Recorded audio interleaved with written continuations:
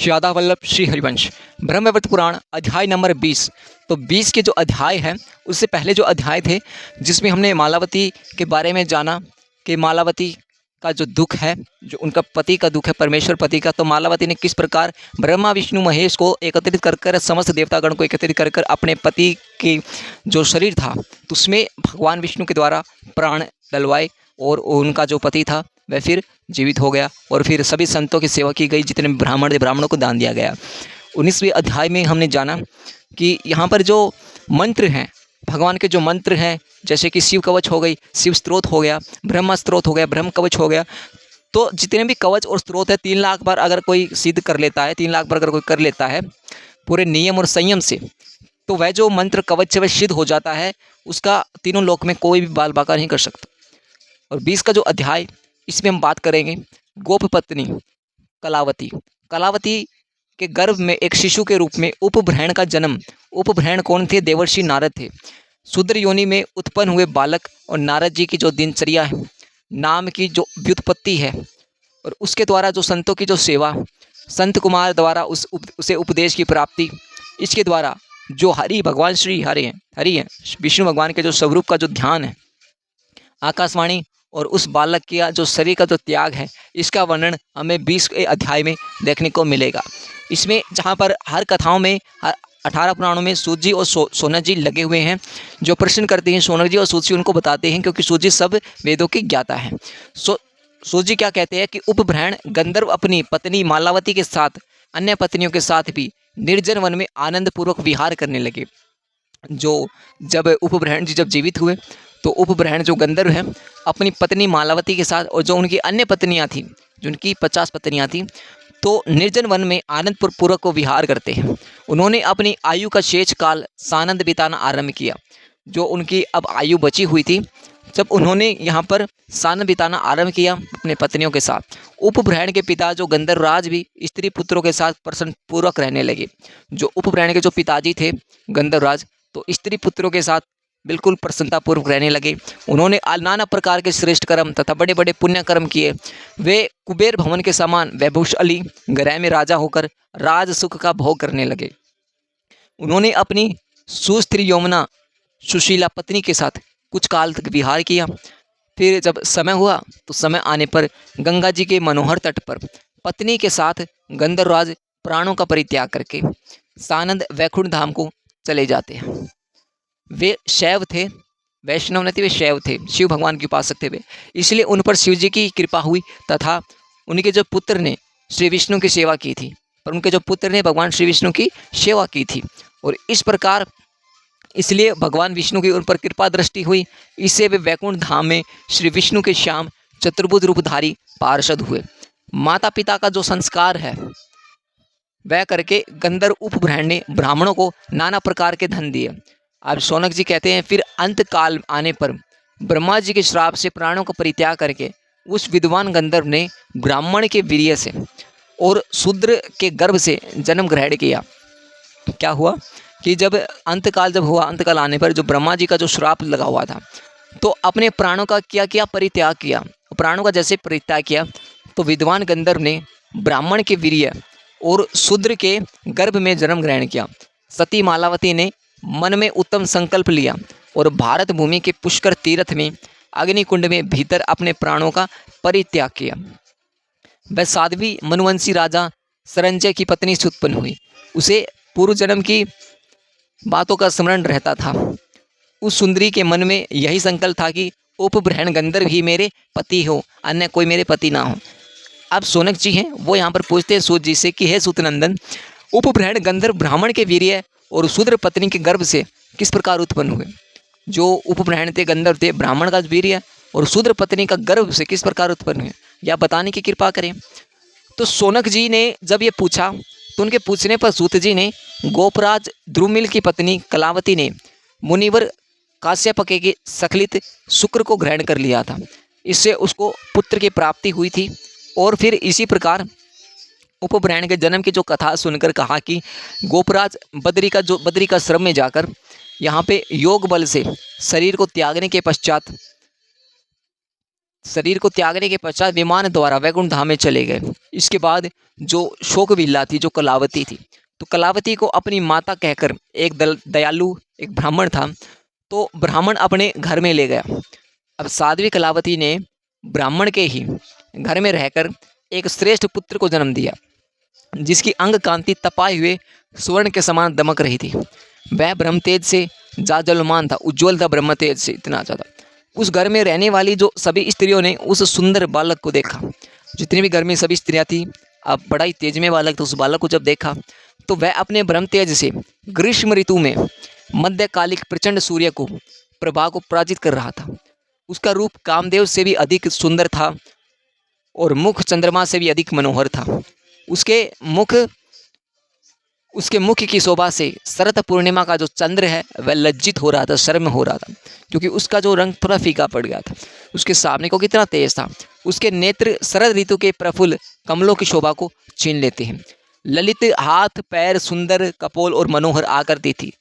पद और चक्र से चिन्हित उसके जो चरणाविंद है वे अनुपम परम उज्ज्वल प्रवलित होते हैं।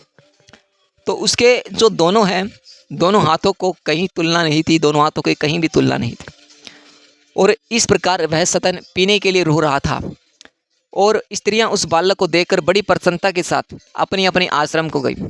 पुत्र और स्त्रियों के सहित जब ब्राह्मण भी बड़े प्रसन्न हुए और जब ब्राह्मण नृत्य करने लगे, वह बालक शुक्ल पक्ष के चंद्रमा की भांति दिनों दिन बढ़ने लगा। ब्राह्मण पुत्र सहित कलावती का पुत्री की भांति पालन करने लगा। अब सोजी क्या कहते हैं कि शौनक जी से कि समय के अनुसार जो क्रमशः बढ़ता हुआ वह बालक 5 वर्ष का हुआ और उसे पूर्व जन्म की बातें हैं वही सब यादें थी। उसकी बातें जो भी थी वह सदा ज्ञान से संपन्न रहता था, सभी उसमें ज्ञान थे। उसे पूर्व जन्म में जपे हुए मंत्र सदा स्मरण बना रहा।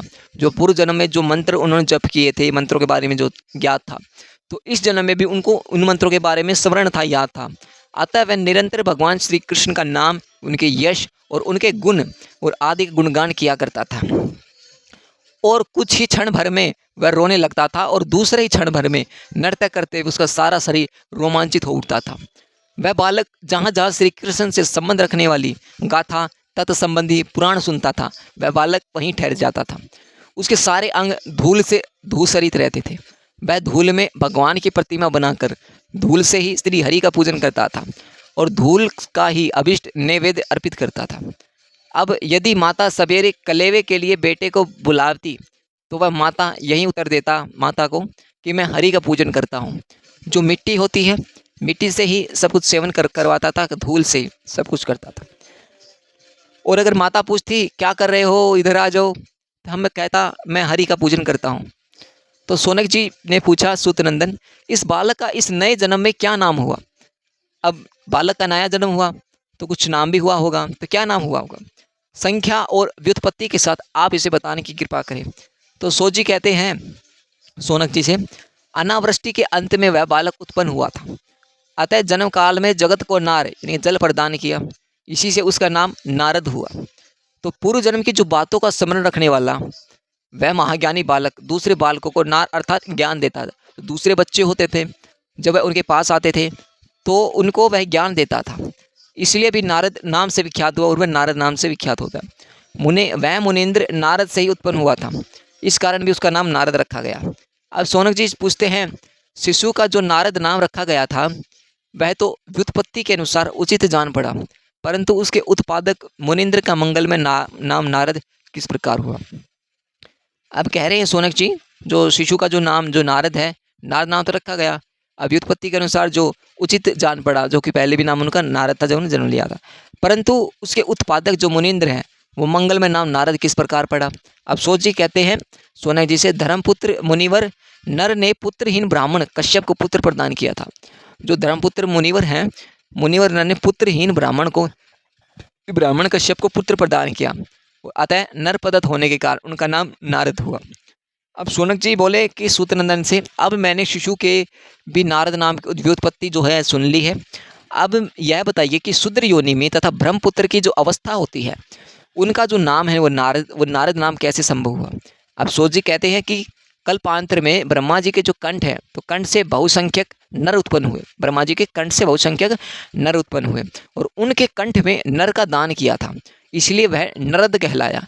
और उस नरद अर्थात कंठ से बालक की उत्पत्ति हुई, इसलिए ब्रह्मा जी ने उसका जो मंगलमय नाम है वह नारद रखा था। अब आप सावधान होकर उस शिशु का जो वृतांत कथा वो सुनिए कि बालक के नारद नाम की उपलब्धि में क्या रहस्य है, इस बात की जानकारी होने में कौन सा विशिष्ट प्रयोजन सिद्ध होता है। वह गोपी का बालक ब्राह्मण के घर में प्रतिदिन बढ़ने लगा, हंसपुस हंसी खुशी रहने लगा और ब्राह्मण पुत्र सहित उस गोपी को अपनी पुत्री की भांति पालन करते थे। इसी बीच में कुछ महातेजस्वी ब्राह्मण जो देखने में 5 वर्ष के बालकों की भांति जान पड़ते थे, उस ब्राह्मण के घर में आए, जो कि भगवान श्री विष्णु के परम भक्त थे। उन जब भी कहीं पर भी वह जाते तो वह भगवान श्री हरि का भजन करते थे। जब ब्राह्मण जो ब्रह्मा जी थे, ब्रह्मा जी ने जब उन्होंने सृष्टि का काम काज सौंपने की कोशिश की, प्रयास किया, तो वह तुरंत वन की ओर निकल गए, तपस्या करने निकल चुके थे। और उनकी जो अवस्था है वह 5 वर्ष की है, ना तो वह 5 वर्ष से बढ़ते हैं ना वे घटते हैं। सनक, सनंदन, सनातन और संत कुमार इन 4 मुनियों के नाम हैं। और वे अपने तेज से ग्रीष्म ऋतु के मध्यकालिक सूर्य की प्रभा को तिरस्कृत कर रहे थे। गृहस्थ ब्राह्मण ने मधुपर्क आदि देकर उन सबको प्रणाम किया, जो भी गृहस्थ ब्राह्मण थे उन 4 मुनियों को प्रणाम किया। भोजन के समय उन चारों मुनिवरों ने ब्राह्मण के दिए हुए फल मूल आदि का आहार ग्रहण किया। जो भी गृहस्थ ब्राह्मण ने जो भी उनको पूछा भोजन के लिए, आहार ग्रहण करवाया उनको। और उनकी जो जूठन है, उनकी जूठन उस शिशु ने खाई। उनमें जो चौथे मुनि थे, उन्होंने उस बालक को प्रसन्नतापूर्वक श्री कृष्ण भगवान जी का जो मंत्र है उसका उपदेश दिया। अब ब्राह्मण और अपनी माता की आज्ञा से वह बालक उन 4 महात्माओं का दास बनकर उनकी सेवा टहल करता रहा। एक दिन उस शिशु की माता रात के समय मार्ग पर चल रही थी, इतने ही में एक सांप ने उसे डस लिया। अब उनकी जो माता थी मार्ग में चल रही थी और एक सांप निकल आया। अब सांप निकलने के बाद सांप ने उसको, उनकी माता को डस लिया और वह श्री हरि भगवान जी का स्मरण करते हुए तत्काल चल बसी। अब सांप ने जैसे उनको ढसा, भगवान श्री हरि को याद किया, भगवान श्री विष्णु को, और फिर वह चल बसी वहाँ से। और वह सती साध्वी गोपी उत्तम रत्नों द्वारा निर्मित वैष्णव विमान पर बैठकर विष्णु पार्षदों के साथ उसी क्षण में वैकुंठ धाम जा पहुँची। कहते हैं भगवान श्री विष्णु का जब कोई अंतिम समय में स्मरण करे तो अगर उस इंसान ने, मनुष्य ने कितने पाप किए हैं वो नहीं देखे जाएंगे, सिर्फ ये देखा जाएगा कि अंतिम क्षण में उन्होंने क्या किया। अगर परिवार की मोहमाया है तो मोहमाया ही रह जाएगा वो। अगर अंतिम क्षण में भगवान श्री विष्णु का स्मरण करता है तो जो विष्णु भगवान के जो पार्षद हैं पालकी सहित उनको लेकर जाते हैं। और इसी प्रकार जो नारद जी की जो माता जी हैं, जब सांप को उन्होंने ढसा और अंतिम समय में भगवान श्री विष्णु का उन्होंने जब स्मरण किया, तब भगवान श्री विष्णु जी के जो पार्षद उन्हें लेकर चले गए। और इस प्रकार यहाँ पर वह सती साध्वी विमान में बैठकर विष्णु पार्षदों के साथ वैकुंठ धाम में जा पहुँची। प्रातः काल में वह बालक उन ब्राह्मणों के साथ गृहस्थ ब्राह्मण के घर से चल दिया। उन कृपालु ब्राह्मणों ने उस बालक को तत्व ज्ञान प्रदान किया। इसके बाद वे सब ब्रह्म कुमार उस शिशु को वहीं छोड़कर अपने स्थान को चले गए। अब जो वह शिशु था, वह शिशु बड़ा ही ज्ञानी था और अतः गंगा जी के मनोहर तट पर ठहर गया। वहाँ स्नान करके उसने ब्राह्मणों के दिए गए विष्णु मंत्र का जाप किया, जो कि ब्राह्मणों ने, जिनके चौथे जो ब्राह्मण थे, जब उन्होंने मंत्र का जाप दिया और गंगा तट पर जब आए तब उन्होंने दिए हुए विष्णु मंत्र का जब जाप किया, जो शुदा, पिपासा, रोग तथा शोक को हर लेने वाला है और वेदों में भी दुर्लभ है। घोर विशाल वन में पीपल के नीचे योगासन लगाकर वह बालक वहाँ सुदीर्घ काल तक बैठा रहा। अब शौनक जी पूछते हैं कि सूतनंदन से कि उस बालक को किस मंत्र की प्राप्ति हुई। तो बुद्धिमान संत कुमार के दिए हुए श्री हरि के उस उत्तम मंत्र को आप मुझे बताने की कृपा करें। कि अब यहाँ पर शौनक जी पूछते सूत जी से कि हमें जो मंत्र उन्होंने दिया था वो कृपा करके वो मंत्र मुझे बताने की कृपा करें। अब सूत जी बोले, शौनक जी, पूर्व काल में भगवान श्री कृष्ण ने गोलोक धाम के भीतर ब्रह्मा जी को कृपा पूर्वक जिस 22 अक्षर वाले मंत्र का उपदेश दिया था वह वेदों में भी परम दुर्लभ है। मतलब वह जो मंत्र है वह आपको वेदों में भी नहीं मिलेगा, परम दुर्लभ है। ब्रह्मा जी ने बुद्धिमान संत कुमार को उनके भक्ति भाव से प्रभावित होकर वह मंत्र दिया था तथा संत कुमार ने उक्त गोपी बालक को उस मंत्र का उपदेश दिया था। अब वह मंत्र इस प्रकार है। अब किस प्रकार वह मंत्र है, यह मंत्र सुनिए। ओम श्री नमो भगवते रासमंडलेश्वराय श्री कृष्णाय स्वाहा। तो यह जो मंत्र है, अगर इस मंत्र का कोई जाप करता है तो यह मंत्र एक तो कल्प वृक्ष के स्वरूप है, इसके साथ ही महापुरुष स्त्रोत और एक पूर्वाक्त कवच भी दिया। इस मंत्र के लिए उपयोगी जो भी साम देवोक्त ध्यान है उसका भी उपदेश करवाया। करोड़ों सूर्यों के समान प्रकाशमान तेजोमंडल स्वरूप जो अनिर्वचनीय चिन्मय प्रकाश है उसमें ध्यान लगाकर योगी सिद्धगण तथा देवता मनोवांछित रूप का साक्षात्कार करते हैं। वैष्णवजन उस ज्योति पुंज के भीतर अपने निकट जिस रूप का ध्यान करते हैं वह अत्यंत कमनीय है, अनिर्वचनीय और मनोहर है। जो नर्तन नूतन जलधर के समान उनकी जो श्याम कांति है, नेत्र शरत काल के प्रफुल्ल पंकज की शोभा को छीन लेते हैं। मुख शरत पूर्णिमा की चंद्रमा की भांति आह्लादजनक है। अधर कटे हुए बिंब फल से भी अधिक अरुण है। मोतियों की पंक्ति को तिरस्कृत करने वाली दंतावली के कारण वे बड़े ही मनोहर जान पड़ते हैं। उनके मुख पर मुस्कुराहट खेलती रहती है, उनके हाथ में मुरली शोभा पाती है। श्री अंगों में करोड़ों कामदेवों का लावण्य संचित है। वे लीला के मनोहर धाम हैं। लाखों चंद्रमाओं की प्रभा है उनके विग्रह की सेवा करती रहती है। उनका प्रत्येक अंग परिपुष्ट तथा श्री संपन्न है। वे त्रिभंगी छवि से सुशोभित होते हैं। उनकी दो तो भुजाएं हैं। शरीर पर पीताम्बर शोभा पाता है। रत्नों के बने हुए बाजूबंद और कंगन तथा रत्न निर्मित नूपुर उनके विभिन्न अंगों की शोभा बढ़ाते हैं।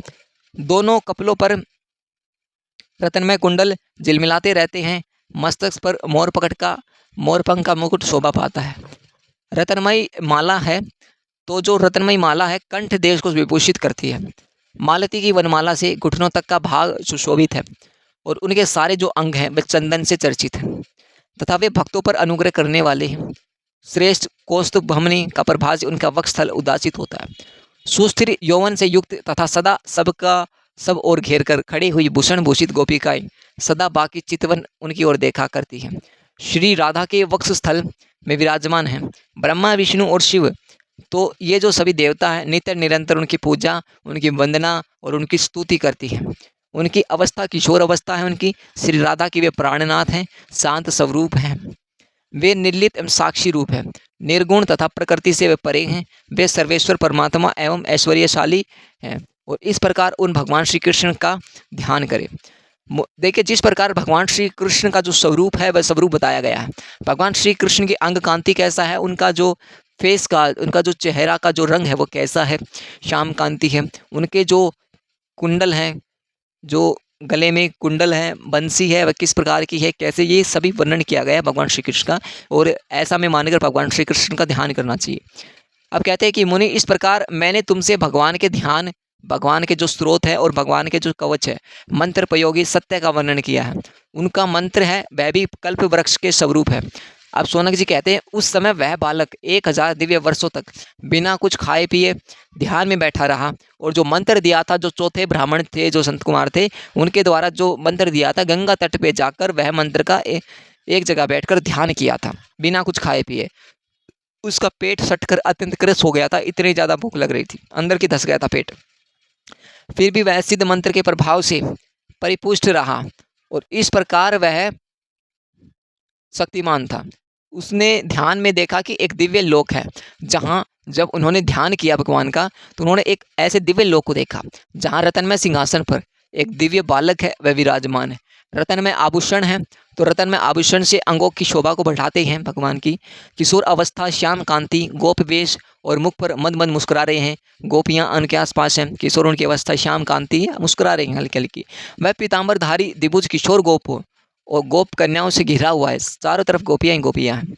उसके हाथ में मुरली है, चंदन में उनके श्री अंगों का श्रृंगार किया गया है तथा ब्राह्मण, विष्णु और शिव आदि देवता इस चीर शांत पुरुष की स्तुति कर रहे हैं। और इस प्रकार वह शांत स्वभाव वाला गोपी का बालक श्याम सुंदर की उस मनोहर झांकी को देखकर ध्यान से विरत हो गया।